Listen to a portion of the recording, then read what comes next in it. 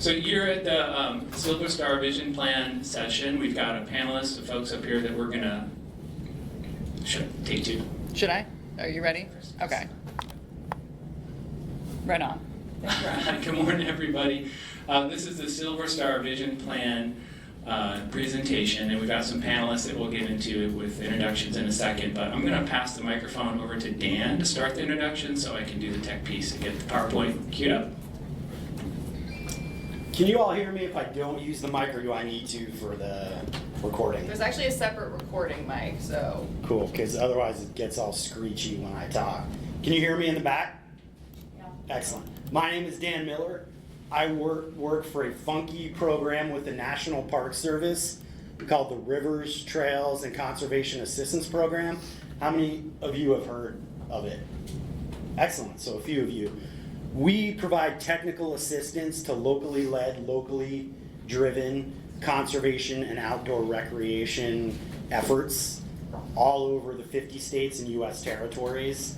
I'll talk more about our program, but it's like a grant program, only we don't provide money, we provide technical assistance to partner with you on your efforts. Hi there, everyone. Can everyone hear me as well? Great. Welcome. My name is Sharon Staridi, and I'm the District Manager for Natural Areas and Recreation in the Pacific Cascade region in Southwest Washington. I also had the fortunate experience to work with the Forest Service, where the land that I worked on was the Silver Star area. So I'm not representing the Forest Service, but I can bring my experience having worked there and on the landscape to the discussion today, and I was able to bring it to our discussion in developing the vision plan. Thanks, Sharon. I'm going to use this because I think it's cool. That's me. I'm Ryan O'Hario. I work for the Washington Trails Association, and we're a private nonprofit statewide, and our mission is Trails for Everyone Forever. How many people have heard of WTA? Worked on a trail work party, written a trip report, written to a decision maker. So we do advocacy, trail work, outdoor education, and a variety of different things. But I also have a planning background, and so that's the skill set that I brought into this role. And then we also have... Hi, I'm Steve Jones. I'm president of Chinook Trail Association, and part of our mission is to enhance the hiking experience of the Chinook Trail.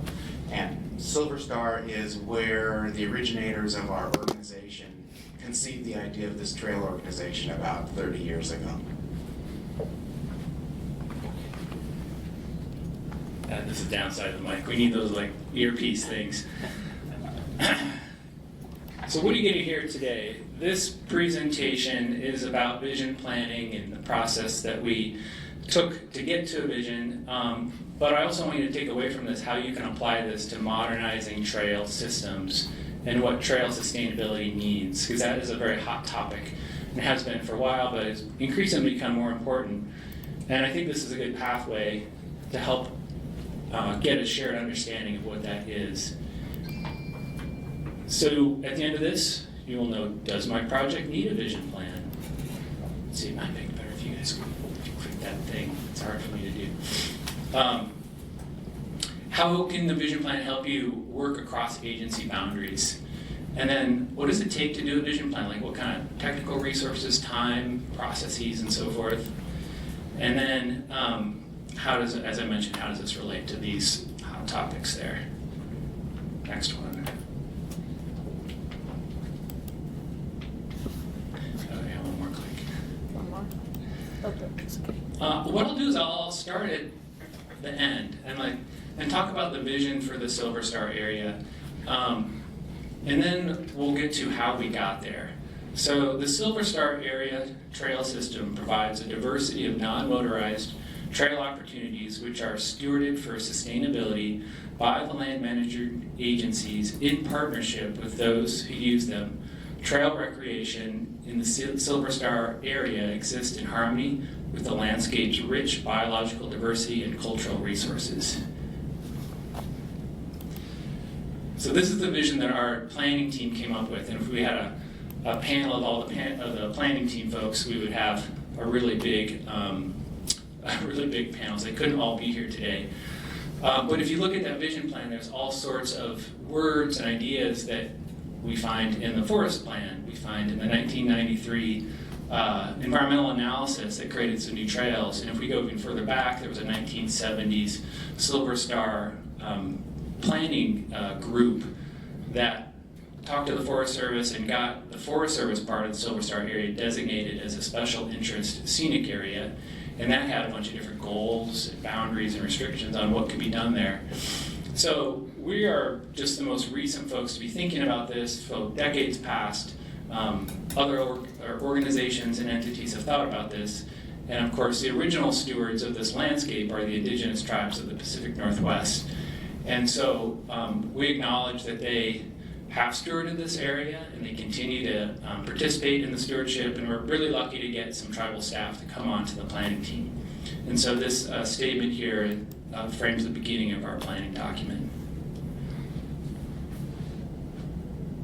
And this is from the Silver Star Summit looking out at Mount Hood or Y-East.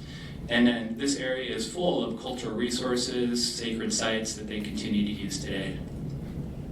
Next, I'll pass it to Sharon to get a little more granular about kind of where we're talking about. So for those of you who are not familiar, Silver Star Mountain is the highest peak in southwest Washington, outside of Mount Adams and Mount St. Helens. It's really close to the Columbia River. It offers sweeping views of Portland, the Columbia River. I think in the past slide, you could see some of those views. Population, there's roughly 2.5 million people who live in the Portland-Vancouver area. This trailhead, Grouse Vista Trailhead and the Silver Star Trailhead are pretty well accessed. Forest Service Road 4109 has its own issues, but still quite a few people go up that way. And then the Grouse Vista Trailhead, which is located on DNR land, makes it really accessible to quite a few people in the metropolitan area. Next slide. And this is our current trail system that you can see where the green is the Gifford Pinchot National Forest and the pinkish to the left is that most of the trails, predominant trails, exist on DNR managed land. In 2010, they came up with the Western Yakima Forest Recreation Plan, which was helping to develop new trails in the area. And since then, we've developed quite a few trails. Most of them aren't, I don't see quite a few of them on this map. This is a little older map. But since then, there's probably, in the Pacific Cascade region, I think we have roughly 85 miles of non-motorized trail. And the Pacific Cascade region runs roughly south of Olympia to the coast, all the way down to the Columbia, and east over towards Mossy Rock. So we've got quite a big region. But by far, the Yakima State Forest is our most busiest and most visited area. And with that, we also have two campgrounds, the Cold Creek Campground and the Rock Creek Campground, of which several backpackers and equestrian users and mountain bikers will head off for the day. Some of them overnighting, but for the majority, this is a day visit. So the majority of our visitors are day use.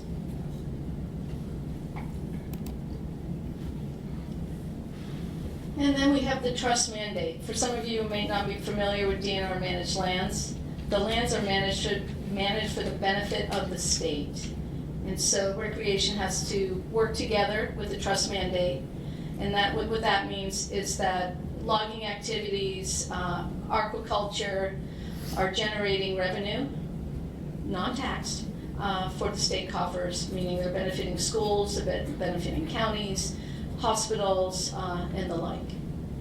And so we have to work it's a little bit different than Forest Service lands, which are public lands, and they're managed for different reasons.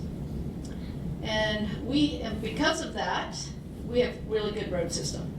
Because we're actively managing timber, we're actively repairing roads. Roads are a key component in accessing recreation sites, not just here, but with the Forest Service. And we'll talk a little bit later about the issues the Forest Service is having managing their roads on their side of the Silver Star area. And increasing recreation use. Most of us know, come COVID, everybody went outside. And all our rec sites, including Grouse Vista, including Silver Star, Trailhead, saw a drastic increase in visitation. That was also due to part of the fires in 2017 that shut down a big part of Portland's playground in the gorge. And other people were looking for other areas to play, and Silver Star was a major destination for all of those areas.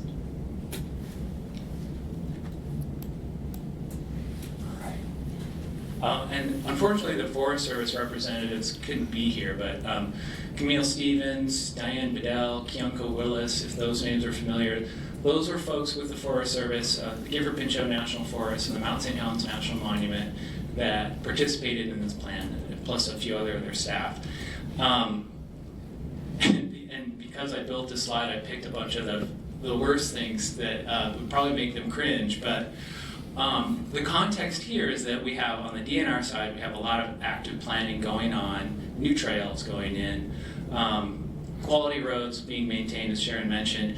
And on the Forest Service side, this is really close to the supervisor's office as the crow flies, but it's distant from their district offices, and they are focused on monument management, crowd control at Lewis River Falls because of Instagram, revising the Mount Adams climbing campground. They're doing all these great things. But in the meantime, we have legacy roads that are legacy roads that were converted to trails that are now these ankle breaker trail routes. We've got motorized incursions from the most popular trailhead on the north side. And then just getting to the trailhead is like an adventure in and of itself. And so these are the things that are happening on the Forest Service side within the Silver Star Special Scenic Area. So we have these two land managers, and there's this somewhat arbitrary county line, DNR line between, and they have these different management directions and priorities. And then the next slide here is, we also have, as I mentioned before, the history of indigenous tribes all throughout the Columbia Gorge and the confluence of the Willamette and the Columbia. And so the Cowlitz tribe hosted a trading center there for generations and brought together many different tribes to interact, live, trade, perform ceremonies, and collect cultural resources and all sorts of things in this area. So it's incredibly rich. I pulled this off of this website here, and there's a really interesting think critically about this map. You explore that, and you see all the limitations of mapping and so forth. But what this slide indicates is that we have tribes. They have an interest in managing these lands. They are managing these lands. They have treaty rights, cultural resources that we need to be sensitive to. So it's useful to think of them as like a third land management agency in a sense. And then to add to the complexity of the mix, we have me, we have Steve, and we have Greg, who is a local representative with Evergreen Mountain Bike Alliance, and Jim Anderson with the Backcountry Horse and Mount St. Helens chapter, and all of these different trail user groups, have an interest in trail-based recreation. And what's unique about the Silver Star area that Chase alluded to is it's really close as a crow flies. It's about 4,000 feet, so it's got this long season, fall, spring. And you can get up there with like people who, this little kid, I don't know what his physical limitations are, but like a wide range of people can get up here if they can get their road to if they can get their car to the trailhead. And so a lot of us trail user groups have an interest in the roads, interest in the trails, obviously, and the trailheads. And so we're all coming together and trying to think of, how can we steward this place and be a good partner? Next slide. And so with WTA, we host these trail work parties, and we try to get folks out there onto this trail system and fixing it, but we can't even drive there. And if someone were to get hurt, it's a really big issue.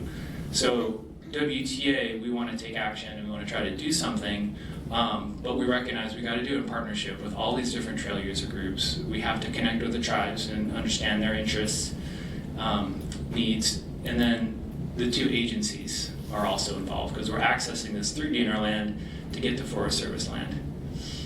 And that's where Dan comes in. That's right.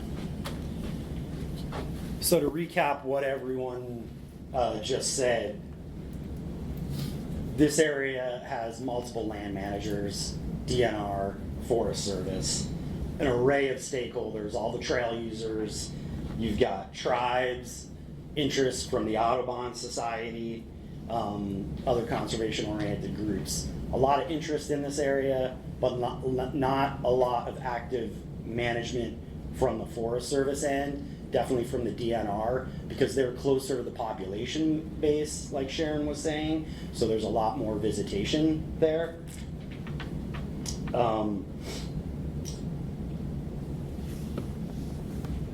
So land managers, they want trail users to help out, they want them to get involved, they want them to volunteer. But they also, in this effort, they need to allow them to provide input, to get involved in the planning process. So that coupled with the fact that there's a need for further planning to be done, both NEPA, SEPA for DNR, and action planning, we were looking at a very large level planning effort here, which is why we looked at a vision plan. Next slide, please. The vision plan details the bigger picture of what is the desired future conditions. It's conceptual in nature, right? This is not a master plan. You're not detailing exactly where trails are going to go. You're not detailing exactly what a trailhead looks like. You're looking at the big picture ideas and getting all of the stakeholders and land managers to agree on what that's going to look like. Setting the direction for the future that you'll then begin to look at actual action planning and master planning. Does that make sense? Any questions? Okay, great. We went into this as consensus based. We worked collaboratively with everyone. Land managers can get involved in the effort. They can wear their hats. No one is facilitating, or I'm facilitating the effort, I should say. Everyone's going in wearing their hats so that they can be an active participant. That's really important in an effort like this, so that everyone can feel like they're bringing what they need to at the table and to represent their organization, entity, whatever it is. Another reason why you might want to do a vision plan is if nobody on the planning process or planning team or group owns the land. So I recently worked on a vision planning effort on the Lower White Salmon River, where Pacificor, the power company, owns the land, and they're looking at getting rid of the land, but they don't know who the landowner is going to be yet. And so a group there, I helped them go through a visioning process for whoever ends up owning the land, saying, hey, look, this is what the community wants. So that was like a community vision plan for a private landowner's land base. Now, that landowner was agreeable and wanted to see the vision plan happen, so they had an idea of what the community and what the different stakeholders wanted to see in that corridor. So, again, when Ryan early on, WTA, Ryan, Forest Service, DNR, wanted to go through this process, Ryan reached out to me. We had worked on a couple of different efforts in the past, and we talked a bit about it, and we both agreed this would probably make a really good RTCA project. One, the fact that it's so collaborative in nature.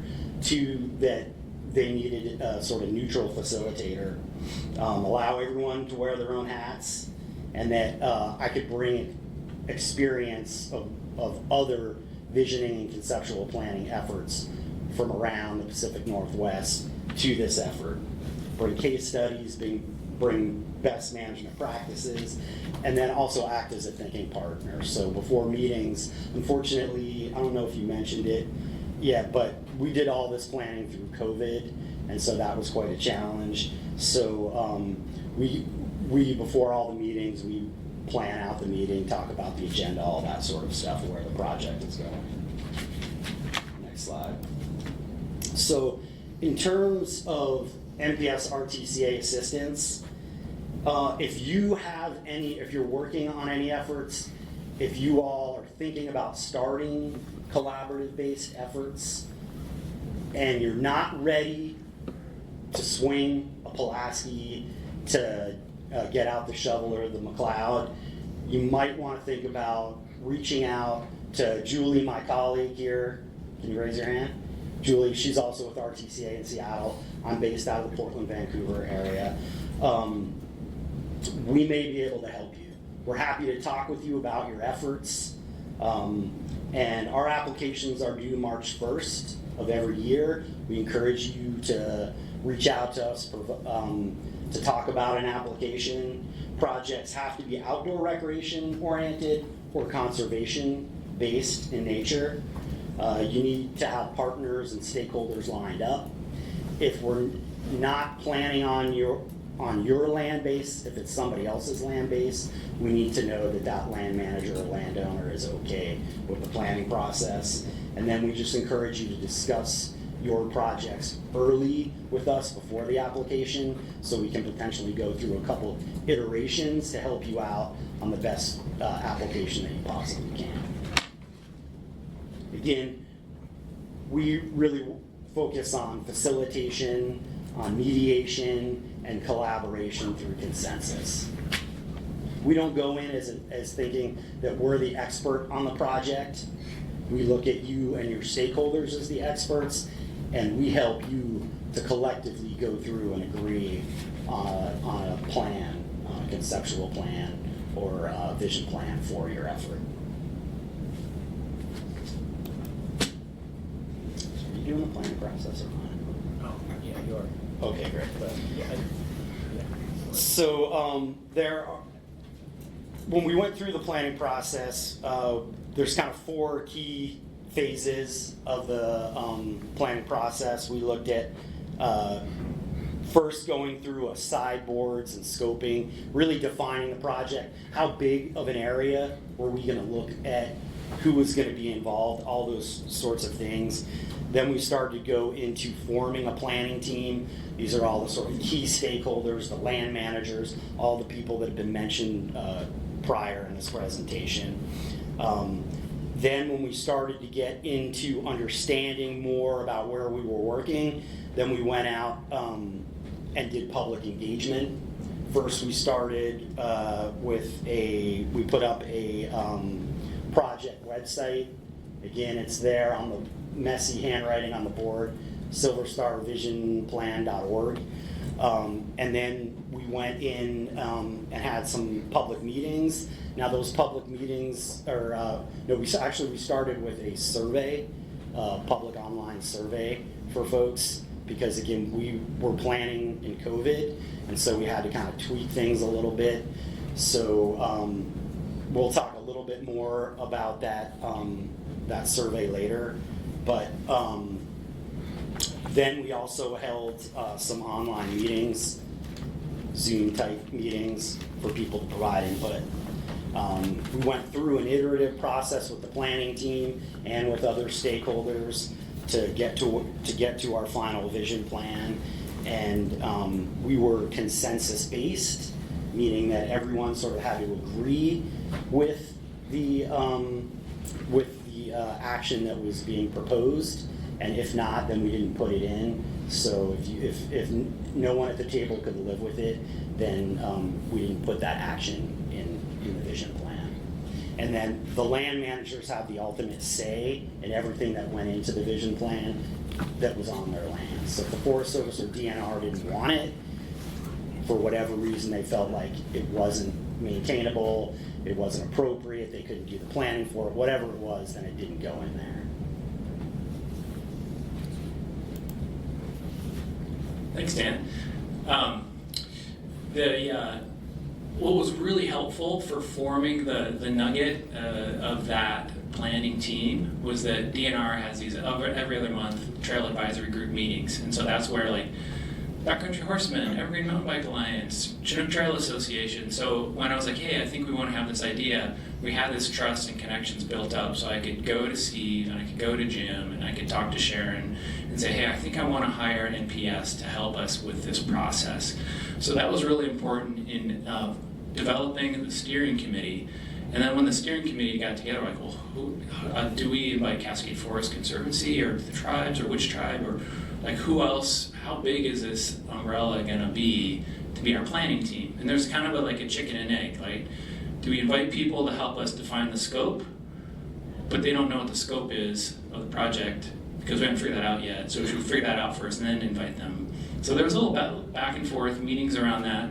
And so what we decided was a steering committee, which was primarily the agency staff, trail user groups, is that this is our geographic boundary. These are the ideas that are going to be on the table, and these are the ideas that are going to be off the table. And things that are off the table are things that are already like prohibited by previous planning documents. And we knew it was going to be trail focused, but with conservation and cultural resources as per Forest Service guidelines previous. So we got the scope and these so-called sideboards in place, and then we broadened our outreach, and then we got out to the broader planning team. Sharon, did you want to do this one? Yeah. So as you can see, we had many people involved in the planning process. From the DNR side, we are fortunate because the trail advisory meetings have been going on since 2010, so a good almost 15 years. In fact, we had one last night that some of us weren't there at because we were here. But it's proved beneficial having those meetings. Even if there's not a lot to talk about, people get together and they talk about plans and talk about ideas, and overall a lot of these folks have become friends over time. The other good thing about this was that several of these folks, Evergreen, I believe Chinook, Backcountry Horsemen, were also on the Yakko Western Burn Plan. So they had visions, they had ideas, they knew the landscape, and they were readily eager to jump in. And with that, you also saw, at least from my end, maturity and development in some of our partners, knowing that it's more of a collaborative effort when you're working with each other and not just about the will of the group. And so I think this was a really good learning opportunity for everybody to come in and contribute positively to a good cause.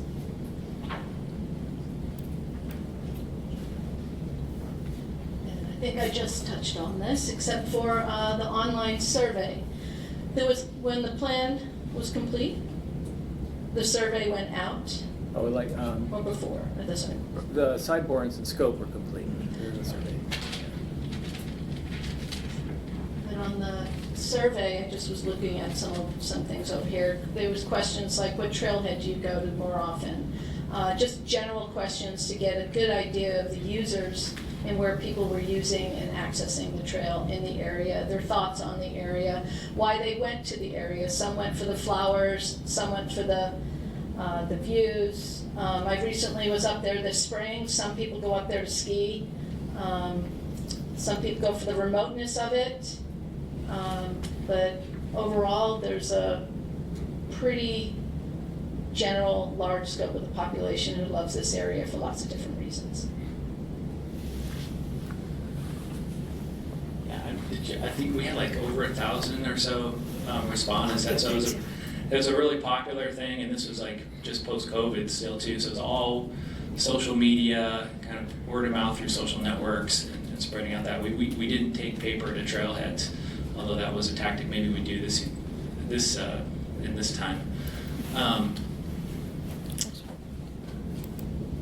Okay, and then so this is not a ginormous area, but to make it easier for the planning team to think about what the different issues and opportunities were, we decided to break it down into different chunks. And we broke it down into 3 different pieces. There's a northwest zone, and there is an eastern zone and a southwest zone that each have their different characteristics. And the eastern zone, once you get out there and hike around, is very remote. It's inaccessible. It feels like you could be, in the heart of the wilderness. The southwest zone is probably the easiest to get to and the closest. It's got the best roads, and so it's typically the most crowded. And that's where you're going to encounter folks with unloading their mountain bike and going towards some of the mountain bike specific trails that are more over this way, the Thrillium downhill trail, or they're doing a cross country ride or a big loop. And then you'll catch the hikers that are heading up to see the summit and see the wildflowers primarily. And then the backcountry horsemen and equestrian groups typically will come out of Rock Creek Campground, and depending on how good their horse is at navigating really difficult trails, they may end up along these ridges to see the wildflowers and views also, and do some big grand loops. And then the Chinook Trail is this giant 300 plus mile conceptual loop that's partially constructed in places that'll take you all the way around the Columbia River Gorge, and it just happens to run right through here. And then they're going to build trail off onto like Dog Mountain and eventually all the way up to Gorge. So there's day trip opportunities, mountain biking opportunities, hiking opportunities, backpacking, and long regional trail opportunities sprinkled throughout all these different zones. So when we're thinking about modernization and sustainability, we're like, well, what does that mean for different people on the planning team, from a cultural lens, from a conservation lens, and what does it mean to a mountain biker versus someone who wants to get out and see wildflowers, wants to bring their kids, wants to bring their parents or grandparents, wants to go backpacking. And there's even some like cool basalt columns that folks haven't climbed on before, and I'm sure people are gonna continue to climb on there. And then through the survey, we learned about people paragliding off these big ridges. So we have these like emerging things that all have to be somewhat integrated. So how do we structure this into like a planning document? We have these 3 zones, we talked about issues, opportunities, and then we created,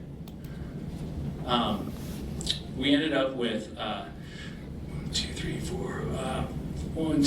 3, 4 major goals that are in the plan. And then the structure of the plan is we have a goal, and then we have strategies that we all agree are worth pursuing as a planning team based on the data from the surveys, based on our own perspectives that we bring. And then where the rubber hits the road, or the Pulaski hits the dirt, we have potential actions or outcomes, or potential actions or options. And so these are things that the folks on the planning team are like, yes, that idea is worth exploring more if we have the resources and if we can make it a priority. So this is a plan, it's not a promise that we're going to do this stuff. But I can go and work with partners and write a grant and say, we want to do this thing, and we have scoped the public, and we have pretty high confidence it's going to achieve our goal through this strategy. So you probably can't read stuff in the back, but for context here, in the Northwest Zone, one of the primary issues is motorized incursions onto these meadows and breaching the end of the trailhead. And so we want to provide appropriate trailhead access, and we want to prevent motorized incursions. And so some strategies there are to block common breach points. Okay, can we go get a grant from the Forest Service to do that?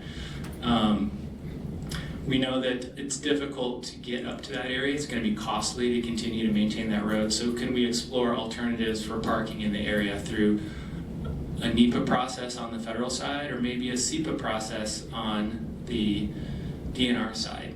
And it was really cool to have both the DNR staff and the Forest Service staff talking about that and sharing that issue, even though the boundary divides them. So we have quite a few pages of these strategies and potential actions that are in the document, and they are by zone, but then there are also some that are overarching. Cultural resources are something that are spread throughout all 3 zones, and so those are overarching goal and strategies. Okay, what's our next one is, talking about some of the different zones. So here's a picture from that north southwest zone where the primary attraction is wildflowers and views. And from what we heard from the public is, yeah, we want to be able to drive our cars up there and not have to have like a monster truck to get to the trailhead. And when we get there, we don't want to see piles of pallets, shotgun shells, and all the kind of like stuff that can happen in some of these places that aren't managed as closely as we'd like them to be. So resource protection for rare and sensitive species, and just that environment where it just invites people to like look out and look down and look around. And then the next zone I touched on is that southwest zone. And so here, this is the area that's easier to get to and is likely, or is, and will become more crowded, more used as time goes on. And so we're really needing thinking about multi-use, sustainability, modernization. Like, what does that mean? And so on this map where we outline some potential options, we're like, okay, can we create a stacked loop system type thing, or a loop way that we can have some trails that are more catered to going uphill and some are more catered towards going downhill? And does that mean separating bikes and hikers and equestrians? Or does it mean designing the trails to accommodate all three of those uses? Or can we apply some of those strategies and tactics in different places within this southern zone? And so that's where you have, like, consider a new trail over here. Consider converting this road to create a loop to break up some of the congestion.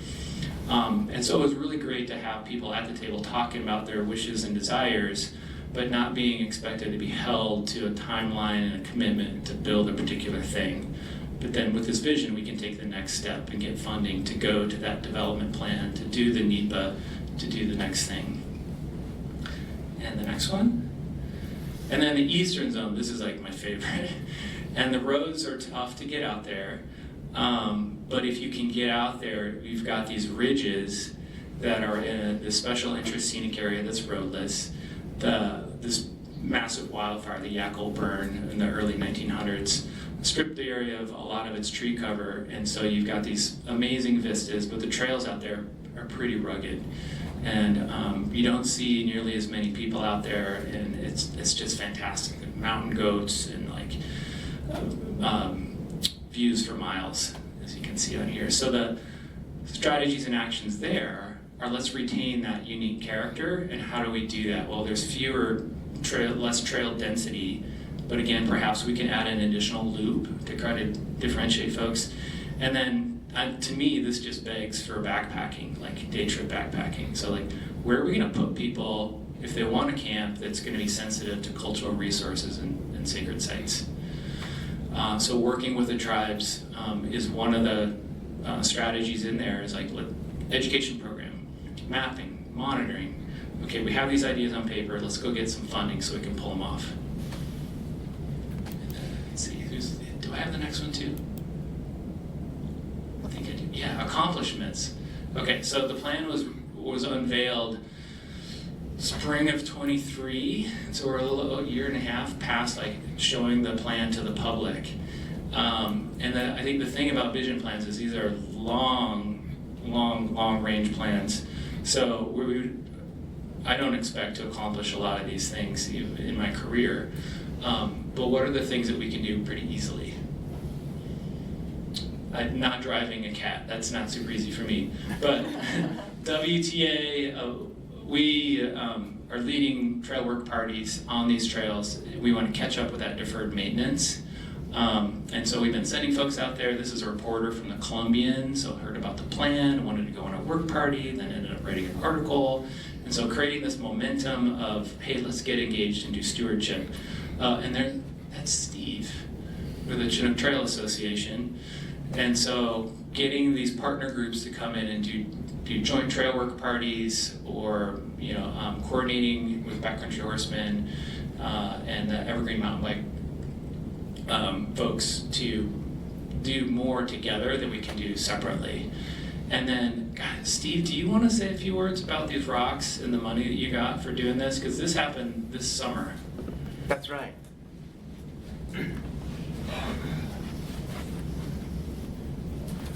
When you were watching the slides at the beginning, you may have seen some signs that were torn up or shot up. That is the Silver Star Trailhead, and it's been a constant problem for 20 years.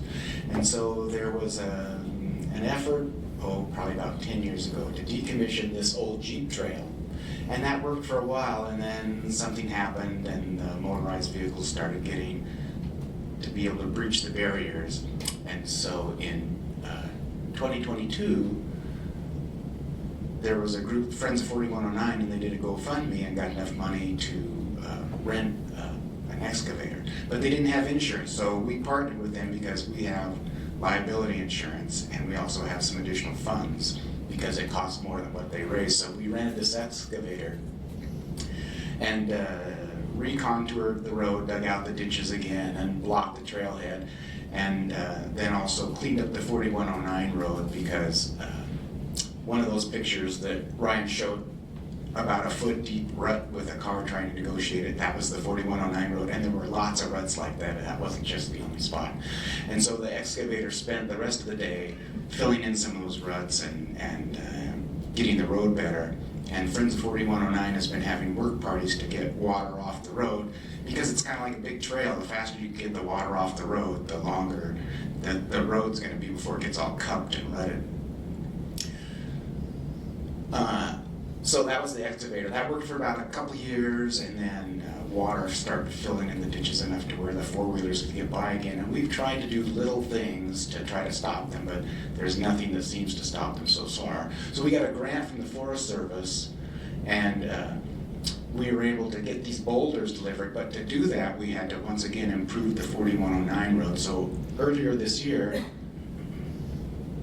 with the grant, we rented a bulldozer and got a volunteer operator to smooth out the road enough, and we've had work parties brushing out the road so the dump trucks could get through. But finally the dump trucks could get up to the trailhead again, and we had 3 loads of boulders delivered and blocking the access. And that blocking worked for about a week and a half to where they pulled out more boulders and we're going again. Yeah, it's an amazing constant battle. But we have a grant for next year, and next year we're going to rent this same size excavator, and we're going to place those boulders around there, and we're going to go up and decommission the road more fully again. We're going to spend a whole day decommissioning the road, and hopefully that will stop them. Well, it'll stop them for a while. We'll see how long that works. But yeah, it's a constant battle. And I was telling Ryan, I gave us some detailed costs with improving the road and getting the boulders and stuff. We've gotten grants, and we've spent at the end of next year, we'll have spent about $15,000 just trying to block access at this one trailhead. Yeah, so that's a monster effort, but that was one of the first priorities that came out of this. Everybody at the table was like, we need to get a handle on some of these unmanaged activities before we can, we start doing other monitoring and trail relocations and stuff like that, but then they just get damaged. So yeah, this vision plan process brought that consensus, and then the Forest Service feels good about investing in this road because there have been so many people through the survey and the stakeholder meeting and say, we want to access this area. And the Cowles tribe elder was like, I go there for ceremony. I want to be able to drive up there, and I cannot hike all the way up from the southwest side. And so having that road in good shape means a lot to a lot of people. And so the Forest Service is like, yes, we're gonna give you money to do this. I think it's a retained receipt project, if that. RAC grant. RAC grant. Yeah, thank you. So I'm gonna pass it over to, Sharon, you had something else? Yeah, just one more thing. The Forest Service Silver Star Trailhead is, when the road is in good shape, is totally accessible. So folks who are not fully able to do a hike can drive up to that parking area and just get sweeping vistas.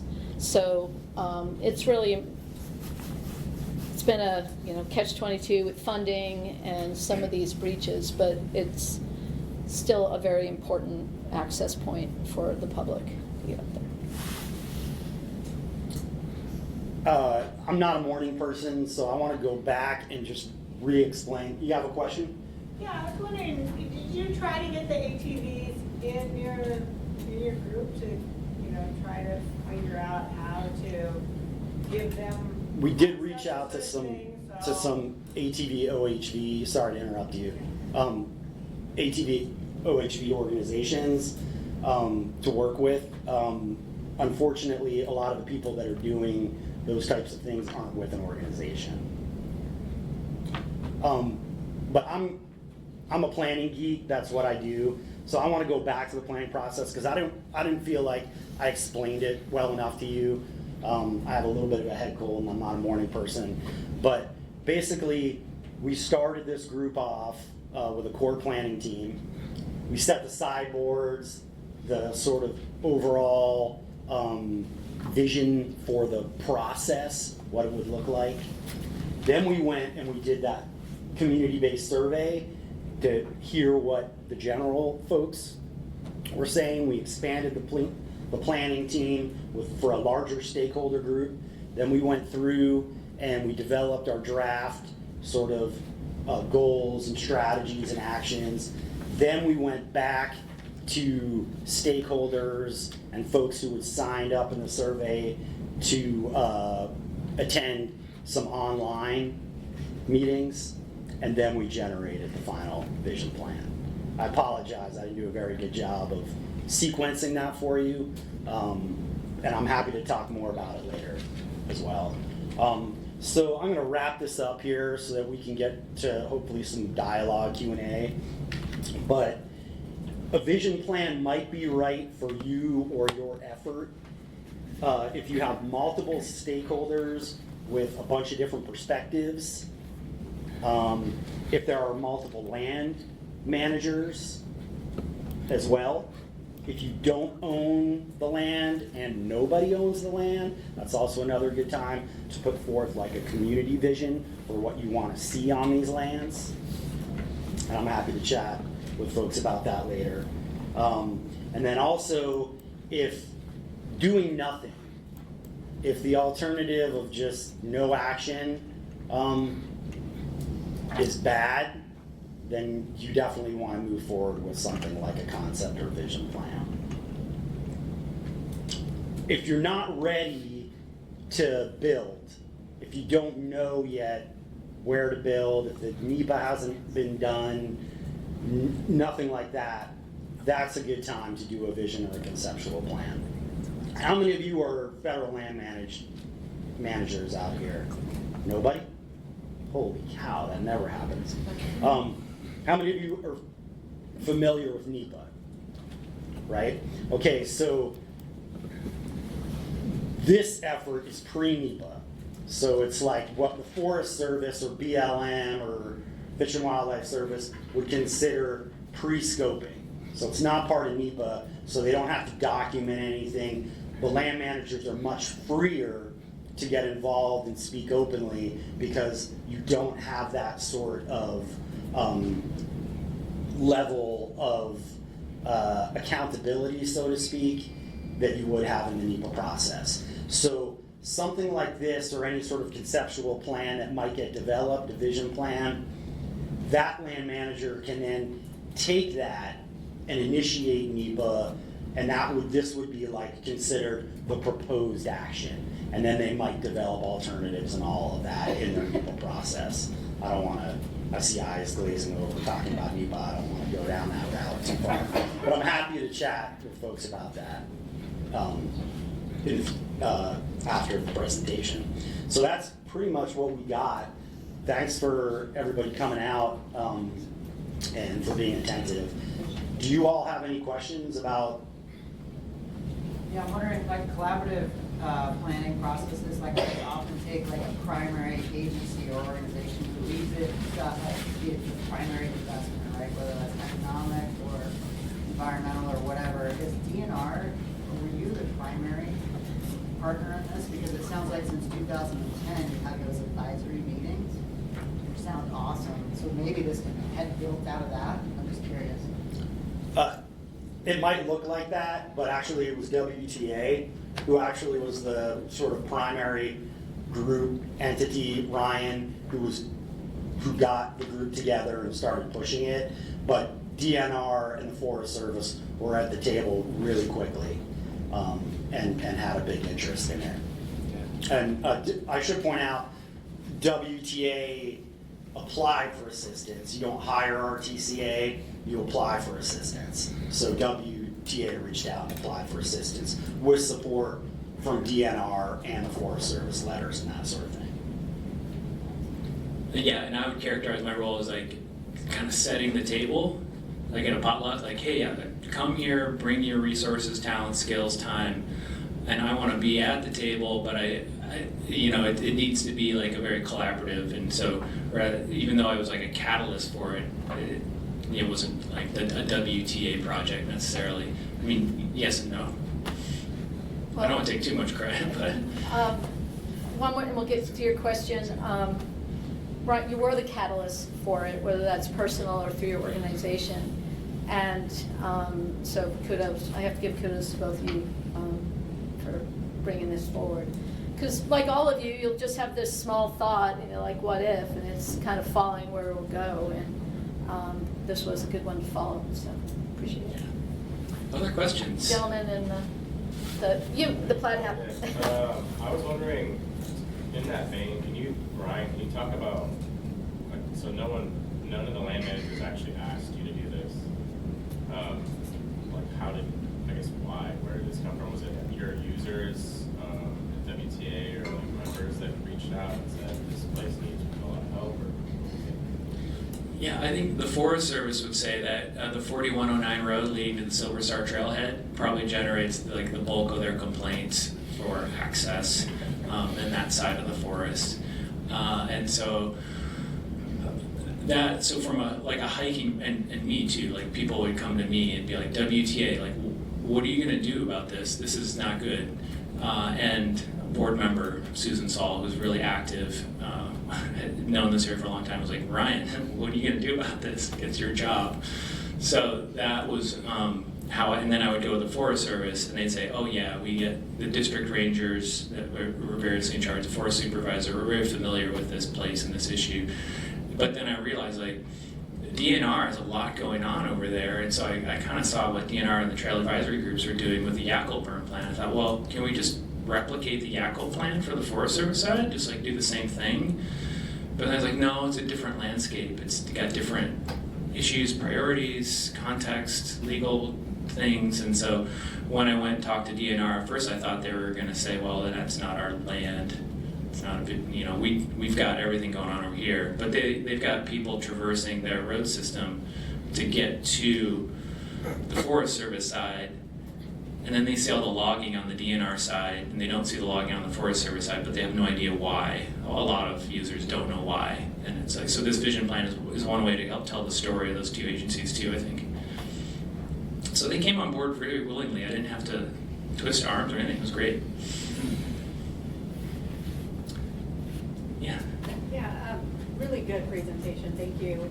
But my question is really, so as agency reps that were part of this planning process, when it started, when you were participating at the back end of it, were you thinking like in your mind, like we better identify resources, or we should be like, you don't want the plan to be the end of the story, right? So, how were you maybe through the planning process? Were you talking to your higher ups about resources or the endeavor to sort of, because I'm assuming at some level there's agency buy-in. So that's the development side. Okay. And so we had to agree to the vision side. Okay. And so the vision, this is kind of a vision, and we're part of a bigger process. And setting up those sideboards and letting people know this is trust land, what we can, what we can't do, and how recreation fits into that landscape. And then with the Forest Service, it fits in a different way. And then here we are neighbors, and how do we work together on a vision? And that's where all the groups came in. A development plan would be more prescriptive, like who's doing what, where are we gonna do this? Keeping it simple, ground level, like on a vision level, allowed it to actually grow organically and get completed. Next steps, they could come, you're talking political administrations, you're talking funding, changes in personnel, all those things can influence this. But, 10, for those of you who've been doing this long enough, 20 years is short time. But this is here, this is documented, so this is a resource document for whenever work can actually be done on the ground. they can look at this document and say, hey, look at this, the time, effort, agencies, partners who put effort and thought into this agreement. And there's a starting point for making improvements down the road. And the collaboration, the partnership that further strengthened, and in some cases developed, between the nonprofits and the land managers, I think will help in implementation. One, the nonprofits can, and I don't mean this negatively, but can push the agencies, right? Remind them of like, hey, we were, we agreed these were good ideas, and let's study them more, and let's start moving towards action and funding. But also, you've got that track record as Forest Service and DNR employees move on, that sort of thing, that, there's something there that they can take up. Flat hat. Michael, sorry. Yeah. Flat hat's cool though. I was wondering how you and all these different, if you can go to the list of people, it seemed like it was a lot of user groups and land managers. And then there was one tribe. Can you kind of define what sustainability is in this plan? Because I didn't see anything mentioned about how wildlife data was incorporated and how proposed routes were going to impact wildlife corridors or habitat areas. Yeah, that is a really great question. Let's see, there's a few different questions in there, so I'll try. The planning team here is all the people who said yes to our invitation to come participate, but it's not all the people that we reached out to.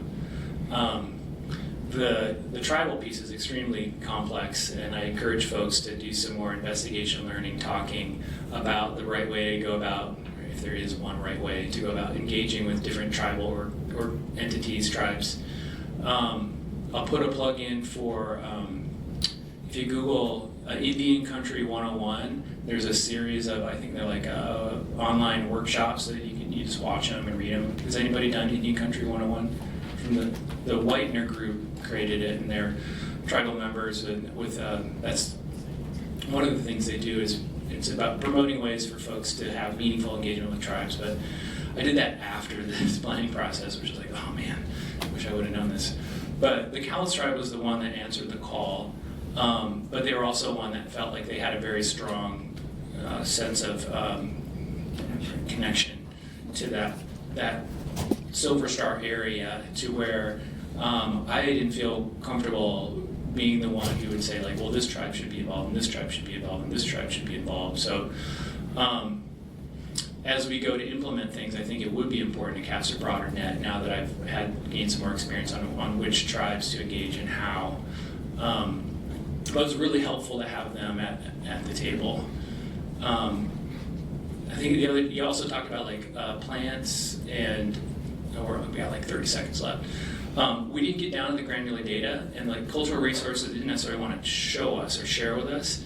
And plant level data, we didn't do any surveys and stuff like that, but we all agreed that that work needs to get done before we do a development plan, or as part of a development plan.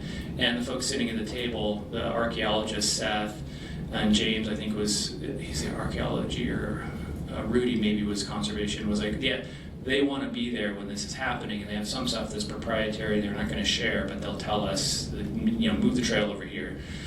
So that would come in the development plan. But I think it was good for us trail folks to be sitting there and hearing it firsthand from tribal staff. It's like what's important and why. Not the specific place or plant, but getting that education. And the land management agencies, when they go to implement, will have to go through NEPA and SEPA and do tribal outreach as well as analyze environmental impacts. But we did meet with Audubon Society and the tribes and other folks who were sort of more natural resource oriented, and they did share some data, not everything, but that we could also incorporate into the action and plan, but very broadly. So I think we're done. 11 o'clock, we're done. So folks who want to head out. Thank you for coming. I've got hard copies of the plan if you want to take a look at that, but then also that link is there. Our graphic designer, Elon Studios, did a fantastic job, and she does this type of graphic arts layout work all throughout the United States, but she's based in Portland. She did it pro bono because she loves to hike there, which was like amazing to me. But we're around to answer more questions if you want to come on up and ask questions. Thank you.